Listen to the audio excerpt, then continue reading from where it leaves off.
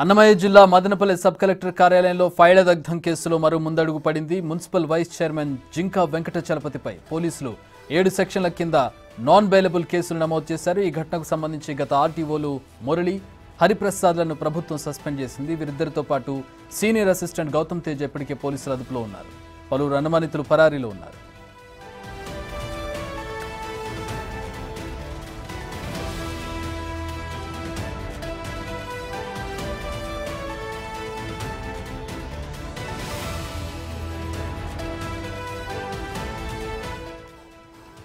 అన్నమయ్య జిల్లా Madanapalle sub collector కార్యాలయంలో ఫైళ్ల దగ్ధం కేసులో మరో ముందడుగు పడింది. మున్సిపల్ వైస్ చైర్మన్ జింకా వెంకటచలపతిపై పోలీసులు 7 సెక్షన్ల కింద నాన్ బెయిలబుల్ కేసులు నమోదు చేశారు. ఈ ఘటనకు సంబంధించి గత ఆర్టీఓలు మురళి, హరిప్రసాద్లను ప్రభుత్వం సస్పెండ్ చేసింది. వీరిద్దరితో పాటు సీనియర్ అసిస్టెంట్ గౌతమ్ తేజ ఇప్పటికే పోలీసుల అదుపులో ఉన్నారు. పలువురు అనుమానితులు పరారీలో ఉన్నారు.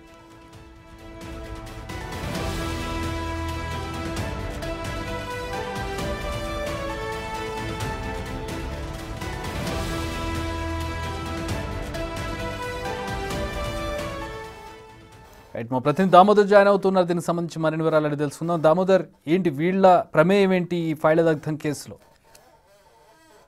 మదనపల్లి సబ్ కలెక్టర్ కార్యాలయంలోనే ఫైల్స్ దగ్ధం కేసులో ఇప్పటికే మాజీ మున్సిపల్ చైర్మన్ జింకా వెంకటచలపతితో పాటు మాజీ ఎమ్మెల్యే షాజహాన్ బాషా, అదేవిధంగా మాధవ్ రెడ్డి, ఆయన అనుచరుడు రామకృష్ణారెడ్డిని పోలీసులు వాళ్ళ ఇళ్లలో తనిఖీలు చేశారు. మాధవ్ రెడ్డి ఇప్పటికే అజ్ఞాతంలో ఉన్నాడు.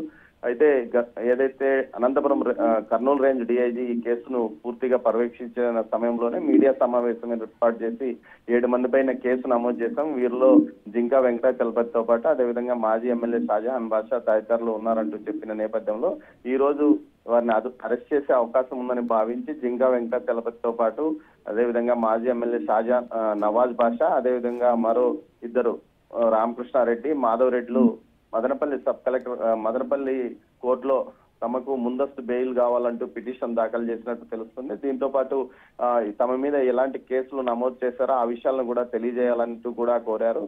దీనికి సంబంధించి వారు ఈ రోజు కోర్టులో సాయంత్రం బెయిల్ పిటిషన్ దాఖలు చేసినట్టు తెలుస్తుంది. అదేవిధంగా మదనపల్లి సబ్ కలెక్టరేట్ ఫైల్ దగ్ధం కేసులో ఇప్పటికే ఆర్డీఓలు హరిప్రసాద్ తో పాటే మురళి, అదేవిధంగా సీనియర్ అసిస్టెంట్ గౌతమ్ ను సస్పెండ్ చేసిన పరిస్థితి. దీనికి సంబంధించి వీరి మీద కూడా క్రిమినల్ కేసులు నమోదయ్యి మొత్తం మీద మొదటి సిఐడికి ఇప్పటికే ఈ కేసును బదలాయింపు చేశారు. దీనికి సంబంధించి మొదటి కేసులో ఈ 7 మంది మీద ఉన్నారు. మరో ఘటనలో మరో 8 మంది మీద మొత్తం 8 కేసులు నమోదైనట్టు సమాచారం. దీంతో పాటు ఏదైతే బాధితులు వచ్చి ఫిర్యాదు చేసిన ప్రకారం 22A భూములను బలవంతంగా తమతో రాయించుకున్నారంటూ అటు పెద్దిరెడ్డి కుటుంబ సభ్యులతో పాటు పెద్దిరెడ్డి అనుచరుల మీద ఫిర్యాదు చేసిన నేపథ్యంలో వారి మీద కూడా కేసులు నమోదైనట్లు తెలుస్తుంది. మొత్తం మీద కుట్ర కోణంలోనే ఈ ఫైళ్లను దగ్ధం చేశారు. 22A భూములకు సంబంధించి పూర్తి స్థాయిలో వివరాలు బయటకు రాకోకుండా తాము చేసిన అక్రమాలు బయటకు రాకోకుండా అటు రెవెన్యూ అధికారులు, స్థానిక రాజకీయ నాయకులు, ఏదైతే పెద్దిరెడ్డి అనుచరులు చేసిన కుట్ర ఫలితంగానే మదనపల్లి సబ్ కలెక్టర్ కార్యాలయం దగ్ధమైందంటూ కేసులు నమోదైన పరిస్థితిలో వీరంతా ముందు జాగ్రత్తగా ఏదైతే బెయిల్ కోసం దరఖాస్తు చేసుకున్నట్లు సమాచారం.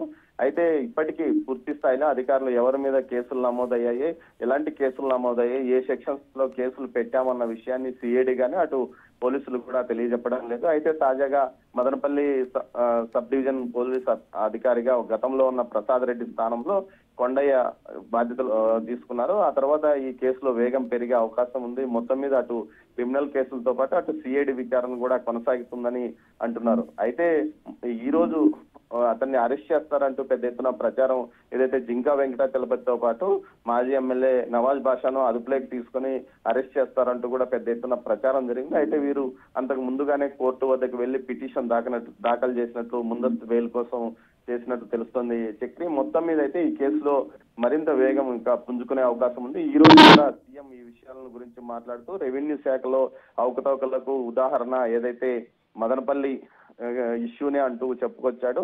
ఏదైతే భూముల కబ్జాలను తమ క్రమబద్ధీకరణ చేసుకోవడం కోసమే మదనపల్లి సబ్ కలెక్టర్ కార్యాలయంలో ఫైల్స్ ను దగ్ధం చేశారంటూ కూడా ఆయన చెప్పడం విశేషం. మొత్తం మీద ఈ కేసుకు సంబంధించి ఒక ఇంటెలిజెన్స్ సీనియర్ అధికారి కూడా దర్యాప్తు చేస్తున్నట్లు సమాచారం.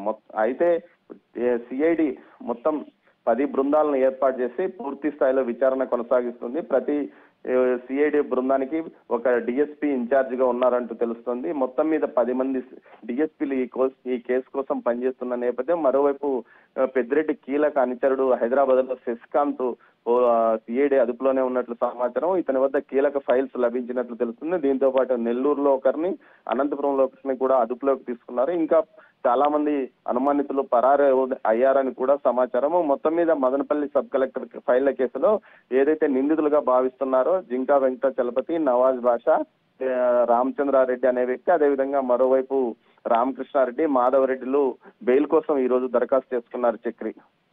Thanks for the updates Damodar.